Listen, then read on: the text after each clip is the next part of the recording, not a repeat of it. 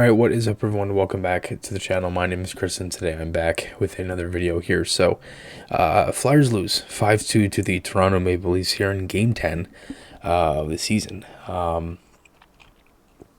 This game for me, this game was very winnable. It was kind of unfortunate, with the way that it went because the Flyers had so many power plays in this game. They go 1 for 6 tonight, and you had so many chances to score on the power play, and it's things like that cost you. And the Flyers in this game, I'm pulling up the stats here again. 1 for 6 in the power play. They only had 25 shots. They get outshot again. There were a lot of things, and then you have the fights and all that stuff, and again, a frustrating game it seemed for some guys. I thought Kevin Hayes looked very frustrated, obviously, with that fight and everything. There was plays where you heard him kind of getting upset, after the power play at one point. So I think there's some things that's frustrating about this. I think that one of the main frustrating things with this was Frost for me. I'm just curious how a guy like Frost, who's a rush player, right? He's a guy who creates plays off the rush. How you expect him to generate any type of offense when he barely gets any playing time. He's playing with Bellows and McEwen. McEwen is a guy who, in a fourth line role, gets the puck to the red line and sets it deep. That's all he does. Bellows just kind of got here, thought tonight was one of his better games, hasn't really done much, and you're expecting Morgan Frost to really do anything. In the underlying numbers with Frost too, he has 7 offensive zone starts. Meaning basically it's when he's, starting with the puck in the offensive zone. He's 28 defensive zone starts. 28! And Noah Cates really hasn't done much offensively. He's still playing in the top 6.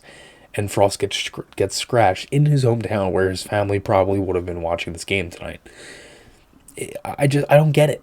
I don't get it at all.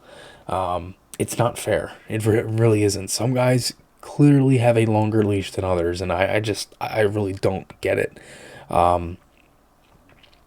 Flyers, they found themselves in some penalty trouble early, and that was kind of the thing. That the Flyers had a good shift. The Leafs had a good shift. The Flyers had a good shift. The Leafs had a good shift. That's how the first couple minutes of this went. It was back and forth, seesaw kind of action. Then the penalties come. Sealer with a hook and then connecting with a roughing call after that. Outside of those two, I thought the Flyers had some pretty good kills. I thought they lost some battles. The Leafs had a couple of chances. They really didn't have much threatening in those first couple minutes. Toronto, you had that chance in front for Kempf before the 2 power plays, and that was really it. Then the Flyers get the first goal of this game from Farabee, and I talked about Farabee having to shoot more. I mentioned that in the last game review, and he ends up scoring. So again, pretty much first shot of the game. Not the first shot of the game, but at least the first legit chance for the Flyers, and beautiful pass by Connecting. He had 2 great plays tonight. He had 2 assists for Connecting. I've really liked his play to start the year. So the Flyers, they get the goal, and the lead never feels safe. Like in the Carolina game, the Flyers get the lead and or at least tie it. There's chances after that. It's been happening all year. It's been a common theme. Leave someone score after that. Flyers will get a power play. Allison drawed a penalty. Not really much going on that power play. The second unit has really just been failing to get any entries. And that's been the problem, is that the first unit been getting a lot of chances. They've been getting chances. They've been cycling the puck, moving the puck really well. And unfortunately, they haven't scored as much. They only have 7 power play goals in the year so far through 10 games, which is pretty good. But going into this game, it was 22nd. The league, it definitely either stayed the same or at least is a little bit similar of a dip because they went 1 for 6. So last year they had 30 power play goals in the whole year. So to have 7 through 10 games, I'm pretty happy with that. So that's definitely a good thing. Toronto would score here on a power play off of a penalty from Delorier. Matthews scored in tight. D'Angelo couldn't really lift his stick. Sandstrom was kind of kept out of the play and couldn't really hold the rebound, so kind of unfortunate. Tavares would score later to make it 2-1. That whole period was completely dominant by Toronto. Flyers were outshot, outmuscled, out-hustled, stuck in their own zone for majority of it. Toronto probably won 80% of puck battles. Not good. And the second period, I thought was great for the Flyers. Had all the power play chances, had so many chances to tie this game. They have a post early from D'Angelo. Bellows had a quick shot off the rush. Lawton and Tippett had a 2-on-1 that ended up getting deflected away. Lawton and Tippett have chemistry. You can see it. Tippett was great tonight. The way he's skating, the way he's moving with the puck. Defensively, he's been very engaged. I mean, you can see it. He's been very reliable in the back end. He's been really good, just a good defensive winger. It's something you'd like to see. And just in general, he's been some really good plays, and just even with the puck too. Hasn't had many crazy turnovers or anything like that. He since coming back from injury, he's definitely been their best player. He was their best player tonight. Flyers will get a power play. Zamula draws one. Hayes almost had a chance to score, and the pass kind of deflected, and then this is where you hear the frustration from Hayes. Just a brutal play here from Cates. Loses the puck at the red line.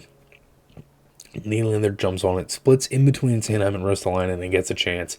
Bellows had a nice play after that kind of... he had a nice play that it was a check behind the net, set up a chance in front for Sedlak. The Leafs had a 2-on-1, deflected off the post. Felt like the Flyers were kind of chasing the game up at this point. They didn't really have the puck much, and then this is where all the power plays came in.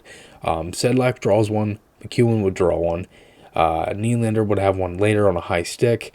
And as for that period, the Flyers had a handful of power plays, handful of chances for those power plays. The one that Sedlak drew, a lot of good lucks here. Moving the puck, chance in tight for Konechny.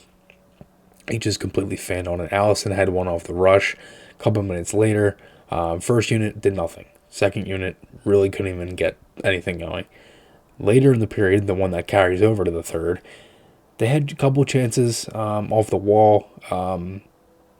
Tippett had a nice play to kind of get it over to Hayes. It was a good pass through the seam, and they opened that up. And it's funny. One of my callers for the show, Derek, he called in and he mentioned the seam pass, and that's probably one of the only plays that they've been able to get the seam pass, and it's probably because everybody was faded towards the from the way you look at it on TV, it's the left flank, and Hayes was kind of just basically wide open on the right flank, and he had all that time to shoot. Had Lawton in front of the net too, but you got to capitalize on the power play. I mean, look, you didn't have a good first period, and that's been something. Again, the starts have not been good, but that game was winnable. You have that many chances in the second period, and this carries over in the third. They don't get anything going. Sandstrom kept them in it too. I mean, the Leafs had a lot of chances. It was kind of unfortunate because some of the goals that were later in the game were just really tough bounces for Sandstrom, and Aston Reese would score here, and it deflects off of Ristolainen and just rolls in. The Flyers were basically served a piece of poop pie on that one because it deflects off of Ristolainen right to Aston Reese. It literally right to him. And it was just like, here you go. So, unfortunate. Tippett had a nice play after this on a wraparound chance in tight after he was hit up high with a puck. And this was kind of a tough play because he's dealt with the head thing and he had that concussion a little bit. You don't want to see that, especially, really, you never want to see a guy get up high. But it's, get hit up high, and when you're hit like that it's not good to see. So I was glad that he stayed on the bench and then kind of just came right back out and had that chance. McEwen had a chance in tight of a few one battles low by Farabee. Flyers will get a power play here. It was a hold on Tavares, so they get their sixth power play and they score. Really nice play by Konechny. I thought the entries were good. The entries have been better. They've at least been able to get in the zone, especially the first unit. The second unit's barely had any time, and they basically have one shot. And if they mess that up, they really don't get anything going. So, but the Flyers do score here, and this was a good play because Konechny, again, that soft little kind of pass, kind of feathers it right over to Tippett and shoots it. Definitely, not really. a lucky goal in the sense of Samson probably should have saved that. But again, nice play by Konechny, good recognition by Tippett, quick shot on net, and it's a 3-2 game. And this is where you need the goal, and you need the tying moment. And last year, when times like this would happen, you wouldn't really get that, and they didn't get it tonight. And the unfortunate kind of play with this is that Sanheim and Ristolainen, I don't think have played well, and especially Ristolainen. And this play right here kind of shows a little bit of both of it, because Tavares scores to make it 4-2, and he dangles the living crap out of Sanheim. Gorgeous move from Tavares. And Sandstrom gets a piece on it, and Ristolainen is tying up the other defenseman. Or, excuse me, the other forward going in the net. I'm like, help out your goalie. Like, what are you tying him up for? I mean, I get it. He's to the net, and you're a bigger guy. Like, but sometimes it's just like, dude, you don't... Like, he doesn't always need to be the aggressive defenseman. Like, just make the smart play. It's a 1-goal game. And that's the unfortunate thing. Last night, I thought he had way too many turnovers for my liking. And kind of the same. So, Toronto will get a power play off of a penalty from McEwen, and then Tavares scores off of a play where Sandstrom loses his skate blade, and it ends up wide open net. Like, it's just so unfortunate. And again, like that kind of poop pie thing that I mentioned, that's pretty much what it was again. I mean, you're served up poop pie is really the only way I can describe it. And for Sandstrom, who's 0-7-1 in all of his games, for some reason they have not played well in front of him. And this game was just so winnable for this team. You had all those chances in the second period. You had a couple posts, you had a couple looks at the net, really high quality looks at the net in that second, and you weren't able to score, and then, they kind of just evaporated from there. So, unfortunate, because you get in with one. I don't think it was their worst game of the year. I thought the third period they had some push, and I thought the second was good. But again, the starts have just been so brutal. So, I'm curious to see how this plays out, because, you faced an opponent that wasn't playing great tonight in Toronto. You're facing another opponent coming up in Ottawa, who's not playing great right now. After that, you have another opponent right now, at least of this day, Thursday, November 3rd, that I'm recording this, that the Blues aren't playing well either. So I'm curious to see how the Flyers kind of, handle this. And Frost needs to get back in the lineup, 100%. I mean, they take Braun out too, and Zamula ends up coming in. And, as for, the lines, there wasn't really much of a change. It was all the same. It was just, Legzinski would slide into the 3C with Bells and McEwen, and then, Zamula played with Sealer. So that was really it. The same lines as last game. And Sandstrom was in net. So, again, I'd like to see Frost at wing if he were to come back. I want to see him with Lawton and Tippett. They haven't even tried the it kind of switched through a little bit from Cates at center, Frost at center, but it pretty much was Cates, Frost, Tippett for most of last season. Haven't even tried it once. I would love to see that. I hope they bring that back. So we'll see what happens. Let me know your guys' thoughts below. Tough one tonight. Also, check out the blog. Maher's Thoughts, the Philadelphia Flyers blog. That's something I made. I'm going to start doing more blogs and articles and stuff, so check that out.